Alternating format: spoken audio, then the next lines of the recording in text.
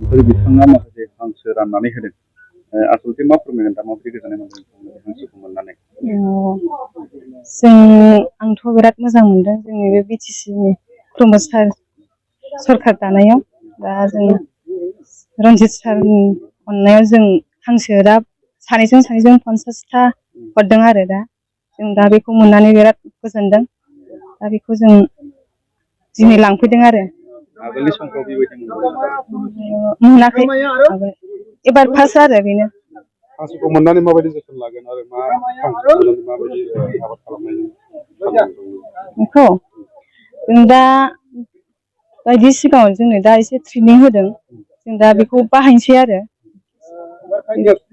माबायदि ट्रेनिंआ जाहैबाय बिदिनो गोरलैनिफ्राय माबायदि फिसिनांगौ बेखौ मेडिसिन बाहायनांगौ बेखौ होबाय आरो। सन्थुस्थ' रोंबाय नामा? एसे दा औ रोंबायानो। इयुनाव मा आसा फारिबावदों आरो बिटिआर सरखारनिफ्राय